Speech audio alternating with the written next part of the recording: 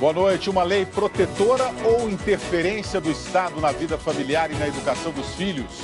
O Jornal da Cultura discute hoje a lei da palmada, batizada de Menino Bernardo, em memória ao garoto supostamente assassinado com a ajuda do pai no Rio Grande do Sul.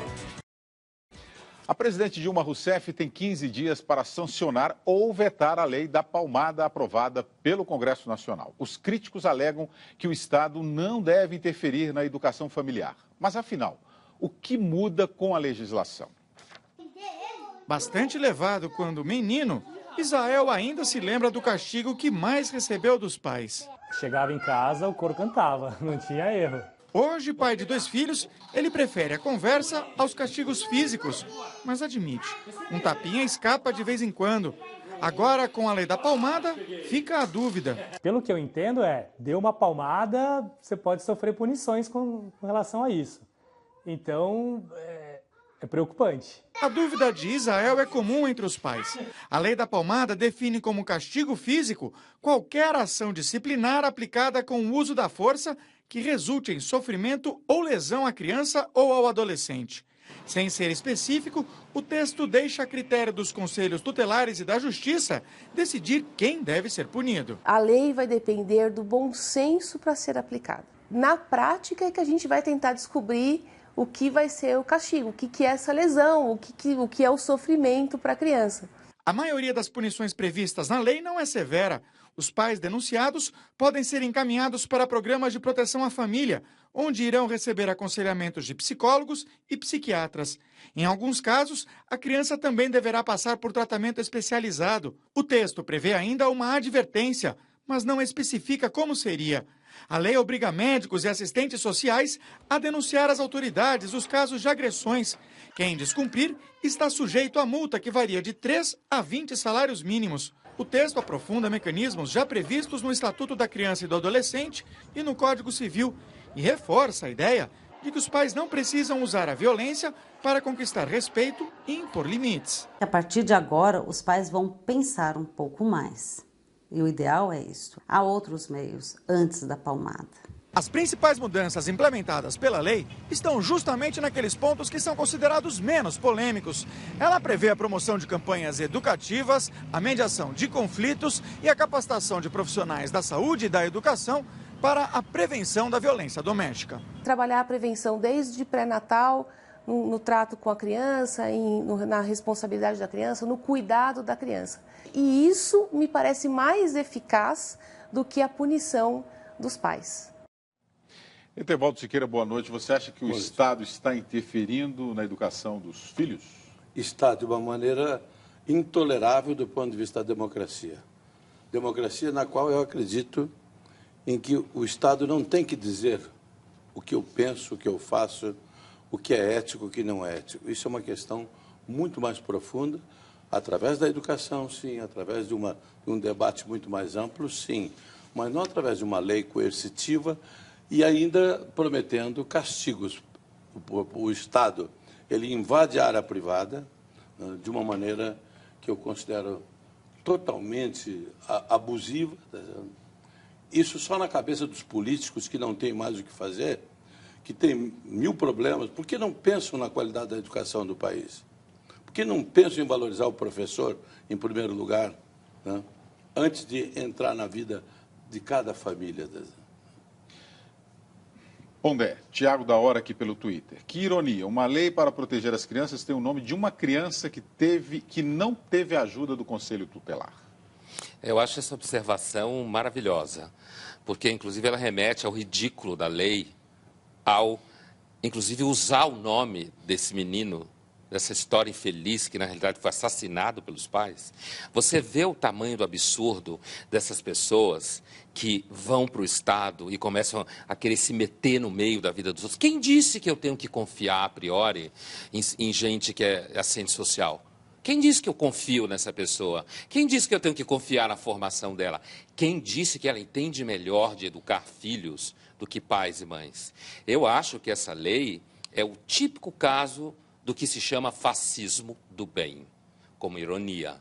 Ou seja, é um governo de prática totalitária, se metendo na vida privada, achando que tem que cumprir o papel, desarticulando, desautorizando a relação de pais e filhos.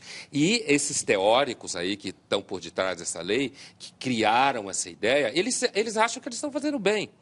Ao invés do Estado brasileiro cuidar da segurança pública, cuidar de infraestrutura, cuidar da corrupção que come o Estado por dentro, ao invés de ele evitar gastos indevidos, ao invés de investir na educação, na saúde, faz uma lei como essa, que na realidade é uma espécie de confete, para dizer que está preocupado com o bem-estar das crianças. Fazer uma coisa, faz uma escola decente para as crianças. Ao invés de fazer uma lei que, na realidade, é uma forma de fascismo. Eu acho uma tragédia. A palmada não pode alimentar uma agressividade na criança? Não, acho que primeiro, eu acho que tem dois níveis. Primeiro, eu quero ver se tem alguma pesquisa que prove isso, certo? E se é possível fazer uma pesquisa de comportamento que prove isso. Depois, existe um nível de violência na humanidade que existem, inclusive, autores, aquele Steve Pinker, do MIT, que escreveu um livro sobre os anjos do bem, que eu tenho lá minhas questões com o livro, não é que eu concordo com tudo que ele fala, mas ele diz que, na realidade, você tem tido uma diminuição de violência explícita na história da humanidade. Eu acho complicado a afirmação, mas ele dá um monte de dados lá. Então, essa ideia de que porque as crianças tomam uma palmada, porque esse nome palmada, veja, a lei é tão absurda que ela batiza o nome da lei com um menino assassinado pelos pais. Pois é, aí é o Código Penal, né? Não é a lei da palmada. Então, assim, a ideia de que a mesma coisa quando tem gente que começa a falar, não, jogos fazem as crianças serem mais violentas, sabe? Começa essa história, televisão deixa você mais violento. Quando, na realidade, a gente não tem nem condição de medir isso. É uma imprecisão, uma conclusão como essa, de que porque você tem palmada isso gera violência, quando, na realidade, o que eu acredito que tem por detrás disso são profissionais que trabalham no Estado, que estudam, fazem doutorados e depois vai para o Estado e se mete na vida dos outros. Tevaldo, a participação do Rubens Creveloni pelo Twitter, se o seu filho de 3 anos debruçar no 10º andar, não dê palmada, ensine a ele que a aceleração da gravidade é igual a 9,8 metros por segundo ao quadrado. Na verdade, ele está falando, nós vamos trocar alguns movimentos para mostrar que ele está errado com a conversa. Você me disse aí que isso não funciona. Imagina explicar para o moleque isso, né? Ou funcionaria? Não é essa a questão, né? O negócio é a lei, né? A lei o exemplo é muito bem humorado, realmente é um exemplo inteligente. É claro que ele não vai dar palmada, ele vai tirar o menino antes que o menino caia, agarrando com a maior força que ele puder. Isso não é violência, é salva-vida, tá? Não. Em determinados momentos, você tem que ter uma atitude proporcional ao risco, ao perigo, ou até, eu vi num restaurante um garoto dar um tapa no rosto, mas um bofetão na mãe, tá certo? Aí, nesse caso, uma conversa... Eu não sei o que ela podia... O menino estava aborrecendo, enlouquecendo todo mundo, corria para lá e para cá, tá certo? Não obedecia. E o pai e a mãe quietinhos. No momento que ela foi tomar uma atitude suave, claro que há crianças que são verdadeiros tiranos. É bom a gente encontrar os dois lados. E é preciso saber que, quando se fala em que em determinado momento você tem que usar alguma palmada, isso não significa espancamento, nem violência, mas quando é o último recurso que você tem para deter uma agressividade de uma criança ou a insistência num comportamento errado. Ainda tem uma coisa, né? A lei vai transformar, sei lá, médicos, psicólogos, assistente social, psiquiatra, enfermeiro, enfermeiras, numa obrigação de denunciar as pessoas. Quer dizer, aí você percebe a vocação fascista da lei, porque ela estimula o denuncismo. Quer dizer, o profissional, e aí coloca os pais numa situação em que, é claro, quando você tem excessos, isso acaba transbordando para o vizinho, na escola, e isso está previsto, isso já é crime. Para que tem que inventar essa lei? Tem que inventar, sabe por quê? Porque o Estado, ele baba de desejo de invadir a vida privada. Então, na verdade, não é que criança não deve se bater. O problema Claro que não. é a lei, né? Claro. O problema é criar uma lei para isso. O Exatamente. Gabriel Rodrigues, pelo Facebook, as crianças são extremamente vulneráveis, não podem revidar nem denunciar seus algozes. Agredir tal criatura indefesa é a maior expressão de covardia de uma pessoa. Esse é o típico comentário teórico. É claro que isso é verdade, mas isso no dia a dia não funciona assim. A maior parte dos pais não espanca os filhos.